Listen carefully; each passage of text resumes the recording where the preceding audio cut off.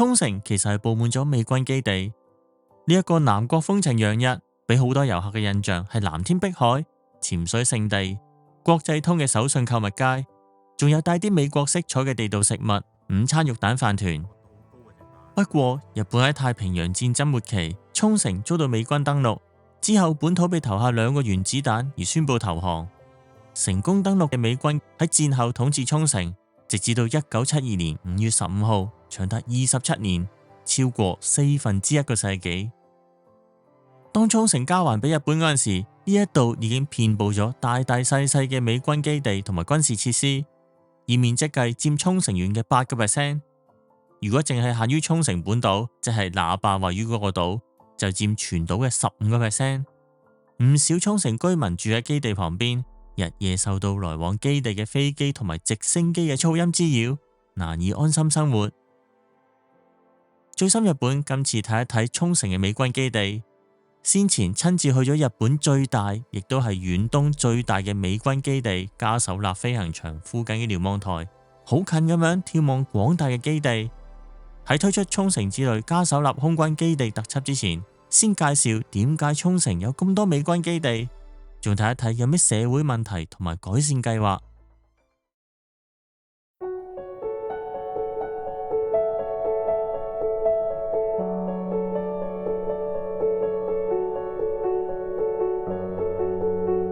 由上空睇一睇被住宅包圍住嘅一片空地，睇到有長長嘅跑道，就知道係一個飛機升降嘅地方。再睇一睇另一張相，呢度係博多特輯裏邊介紹過，離市中心好近嘅福岡機場。福岡機場喺太平洋戰爭末期由舊日本陸軍興建嘅植田飛行場。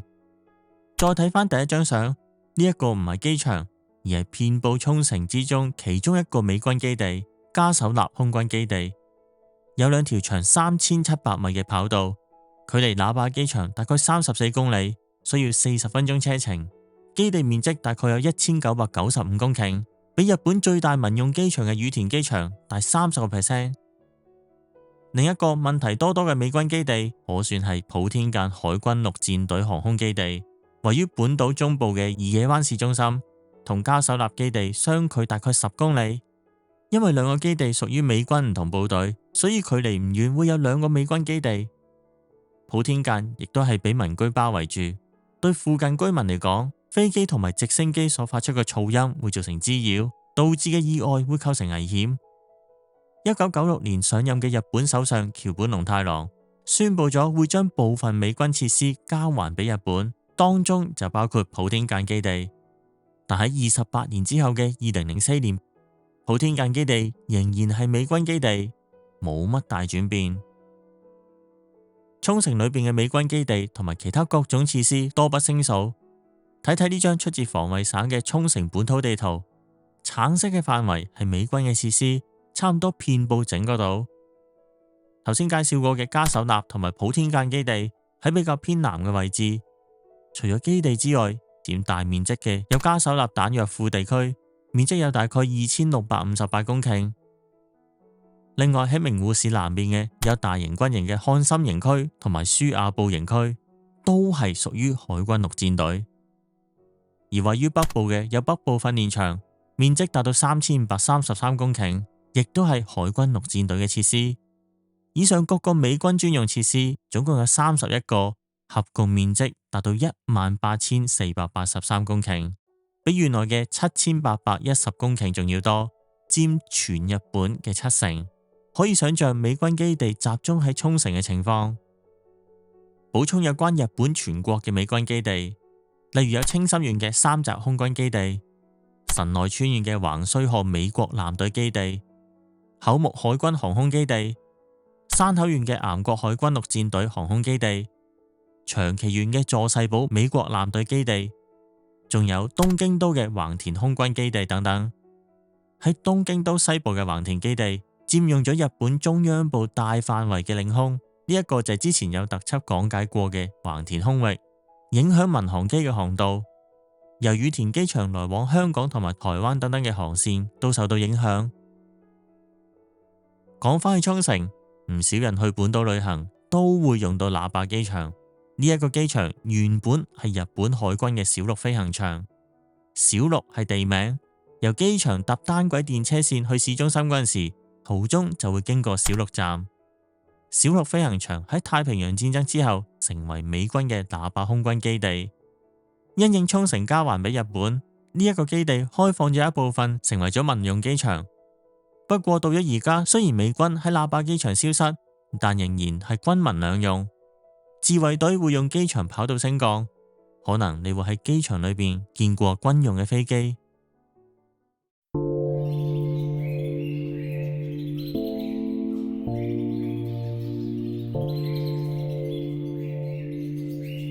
沖繩本島遍佈美軍基地嘅原因，同太平洋戰爭裏邊日本同美國嘅戰爭有關。呢一場戰爭由日本突擊珍珠港正式展開序幕，但面對美軍嘅強大兵力同埋尖端科技，當中包括密碼破解技術。到咗戰爭末期，日本大勢已去，甚至遭到美軍登陸。1945年3月，終於失守，沖繩被登陸。不過被登陸嘅只限沖繩。之後美軍先後喺九州嘅長崎同埋本州南部嘅廣島投下各一粒原子彈，令日本天皇宣布無條件投降。美軍就冇實施已經計劃咗嘅日本本土登陸行動，例如佔領九州南部嘅奧林匹克行動，仲有直逼東京以關東平原為目標嘅小皇冠行動。所以沖繩喺戰後同本土走上完全唔同嘅命運。補充一點，除咗沖繩之外，美軍仲統治咗部分鹿兒島縣地方，例如奄美群島。喺太平洋戰爭之前，沖繩係日本國內唯一冇地方部隊嘅地方，亦冇正式嘅軍事基地。當戰爭爆發之後，舊日本軍開始喺沖繩建立臨時要塞，地點例如有本土嘅沖繩灣同埋西表島嘅船浮。沖繩開始被軍事化。舊日本軍喺1943年喺獨谷村同埋伊江島興建咗飛行場，之後嗰一年喺沖繩本島建立司令部，着手興建加手納飛行場，方便展開航空行動。為咗抵抗美軍登陸，舊日本軍以沖繩為最後防線，並且將全島要塞化。由1941年至到45年，舊日本軍由超過2000個地主徵收咗土地做軍事用途，面積合共1416公頃。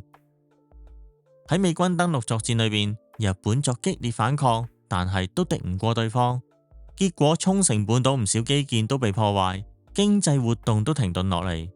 戰後沖繩被盟軍佔領，美軍喺獨谷村設立咗琉球列島美軍政府，事實上統治沖繩，並且由零開始重建。所謂重建係由美國嘅利益為優先而進行。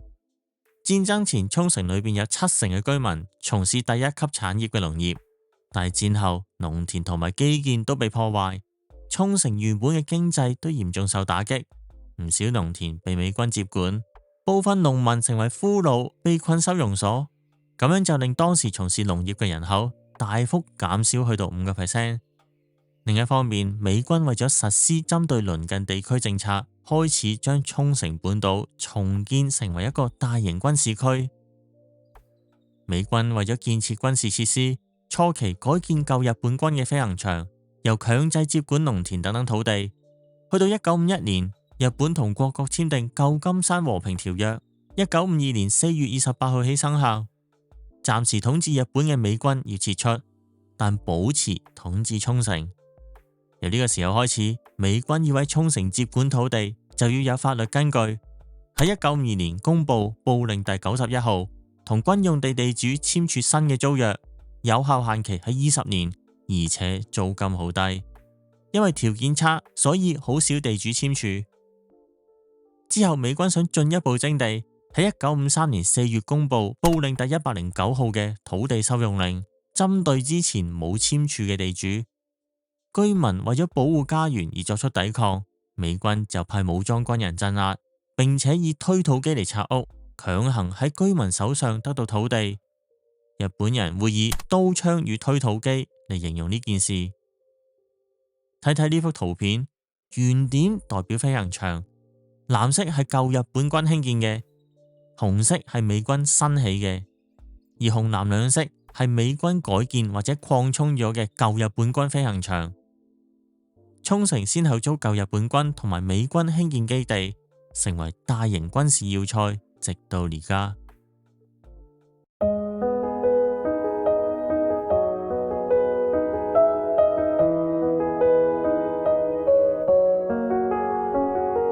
沖繩其中一個特色就係充滿美國氣息，唔少遊客都會去離那霸機場大概18公里、30分鐘車程嘅美濱美國村。除咗買嘢同埋搵嘢食之外，亦都值得去打卡同埋影相留念。呢一個充滿美國色彩嘅旅遊區，其實就係由昔日美軍設施瑞慶欖營區嘅一部分改建而成。今日美國色彩嘅源頭就係過去嘅美軍營地。美國村啱啱就喺兩大美軍基地之間，北面有規模最大嘅加手納空軍基地，南邊有問題多多嘅普天間海軍陸戰隊航空基地。提到普天間基地，記憶猶新嘅就係美軍大型直升機墜落到沖繩國際大學1號館嘅事件。睇睇地圖，揾一揾大學嘅位置，就會發現大學校園非常接近基地，只有一條馬路相隔。跨過咗鐵絲網圍牆就係基地。事件發生喺2004年8月13號，一架隸屬普天間基地嘅美軍大型運輸用直升機 CH-53喺訓練裏邊失去控制，墜落到沖繩國際大學，並且發生大火。呢一張相就係事故之後受破壞嘅1號館，外牆都被燻黑，情況嚴重。乘坐直升機嘅3個軍人受傷。1號館裏邊20幾個職員逃過一劫，當時咁啱就係暑假，學生都唔使返學。好彩事故裏邊冇犧牲者。自從沖繩交還俾日本之後，同基地有關嘅事故幾乎每年都有發生。喺基地附近生活嘅居民，除咗每日受住事故發生嘅威脅之外，亦都要忍受噪音滋擾。呢啲事都係喺旅遊區裏邊揾唔到嘅。旅客唔容易接觸到美軍基地帶嚟嘅負面影響。繽紛熱鬧嘅美國村同鄰近美軍基地嘅住宅區構成強烈嘅對比。再睇睇本島基地嘅地圖，可以揾到普天間基地係紅點，即係由美軍興建嘅。呢個基地喺美軍登陸之後，1945年6月開始興建，準備向日本本土作出大規模登陸行動。興建之前，呢一度係一大片甘蔗田，同埋有唔少民居。喺登陸之前嘅1943年，美軍已經分開10個階段研究過呢度嘅地形，同埋畫咗基地嘅建築計劃圖。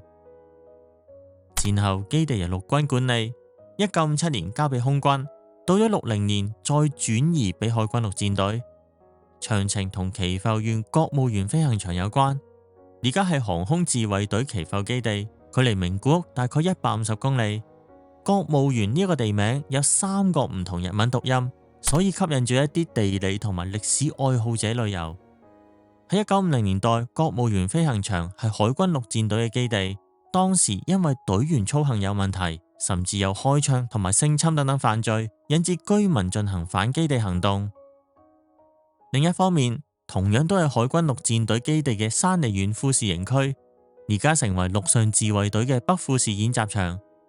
戰後因為美軍強行徵地而失去維生之用嘅農田，居民就坐喺演習場妨礙射擊訓練而抗議。因為以上兩地居民抗議，所以海軍陸戰隊唯有搬走。之後就揾到普天間基地作為新嘅駐紮之地。基地轉手並唔係因為軍事策略之上嘅考慮，而係將造成問題嘅海軍陸戰隊撤出本州。普天間基地潛在發生問題嘅風險係可以預計嘅，難怪沖繩居民一直抱怨，指日本政府將問題都推到去沖繩身上。2003年11月，美國國防部長唐納倫斯菲為咗重組美軍而去到日本各個基地視察，當中包括橫田、橫須賀、厚木、加手納，仲有普天間。而佢視察之後表示，普天間基地係世界上最危險嘅基地，喺呢度唔發生事故就出奇。不過美軍就冇實際行動，迅速搬遷。今集就講解咗點解美軍基地集中喺沖繩，下一集會介紹美軍唔單止冇撤出沖繩，而且興建新基地嘅工程如火如荼。